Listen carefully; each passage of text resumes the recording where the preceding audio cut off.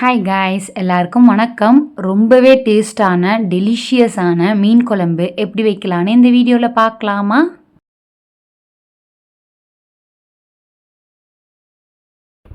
நான் அதுக்கு ஃபஸ்ட்டு நகர மீன் எடுத்திருக்கேன். ஸோ நகர மீனை நல்லா வாஷ் பண்ணிக்க போகிறோம்.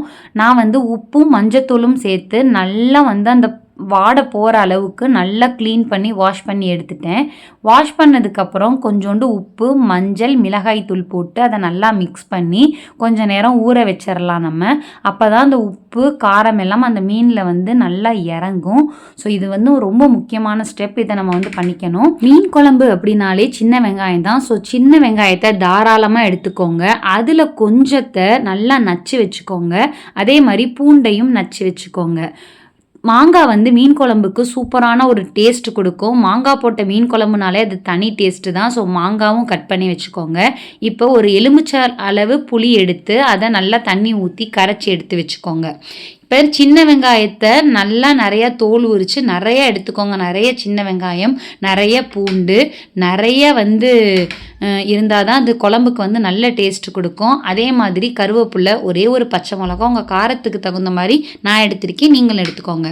இப்போ ஒரு 3 தக்காளியை நல்லா அந்த நசுக்கி வச்ச வெங்காயம் பூண்டோடு சேர்த்து நல்லா பிசைஞ்சு விட்டுக்கோங்க.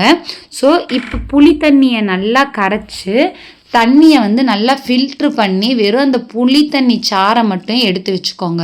ஸோ இதை நல்லா கரைச்சி எடுத்ததுக்கப்புறம் நம்ம தக்காளி பிழிஞ்சு வச்சுருக்கோம்ல, அதில் இதை நல்லா ஃபில்ட்ரு பண்ணி எடுத்துக்கோங்க.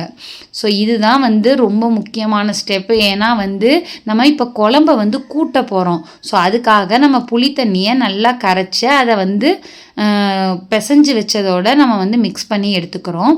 இப்போ இதில் மஞ்சத்தூள், காரத்துக்கு தேவையான மிளகாய்த்தூள், மல்லித்தூள் இதெல்லாம் நம்ம சேர்த்துக்க போகிறோம். அதாவது மிளகாய்த்தூள் ஒரு 2 ஸ்பூன் எடுத்திங்கன்னா மல்லித்தூள் 4 ஸ்பூன் எடுத்துக்கோங்க. ஸோ இதோட கொத்தமல்லி இதை சேர்த்து நல்லா மிக்ஸ் பண்ணிக்கோங்க.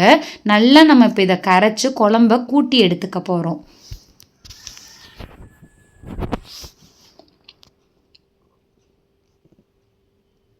இப்போ நம்ம ஒரு மண் சட்டி எடுத்துட்டு அதில் நல்லெண்ணெயை தாராளமாக ஊற்றி கொஞ்சோண்டு கடுகு, கொஞ்சோண்டு வெந்தயம், சோம்பு இதை சேர்த்து கருவேப்பிலையை போட்டு பொரிக்க விட்டுருங்க. நம்ம கட் பண்ணி வச்சிருக்கிற வெங்காயத்தையும் பூண்டையும் சேர்த்து நல்லா வதக்கிக்கோங்க. ஸோ இது நல்லா வதங்கி வரணும். இதுதான் முக்கியமான இன்னொரு ஸ்டெப்பு. வெங்காயம் நல்லா வதங்கும் பொழுது நம்ம குழம்புக்கு நல்ல டேஸ்ட் கொடுக்கும்.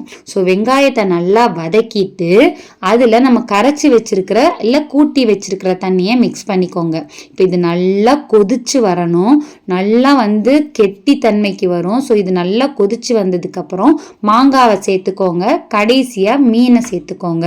ஸோ இப்போ நமக்கு சூப்பரான செம்ம டெலிஷியஸான மீன் குழம்பு ரெடி ஆயிடுச்சு. மாங்காய் போட்டு ஒரு 5 நிமிஷம் கழிச்சு தான் மீன் போடணும். மீன் போட்ட ஒரு 5 நிமிஷத்தில் நம்ம ஆஃப் பண்ணிடணும். அப்போ தான் மீனும் உடையாது, மாங்காவும் குழஞ்சு குழம்போட குழம்பா கலக்காது. ஸோ இதை மறக்காமல் உங்கள் வீட்டில் ட்ரை பண்ணி பாருங்கள். செம்ம டேஸ்ட்டாக இருக்கும். இன்னொரு வீடியோவில் மீட் பண்ணலாம். பாய்.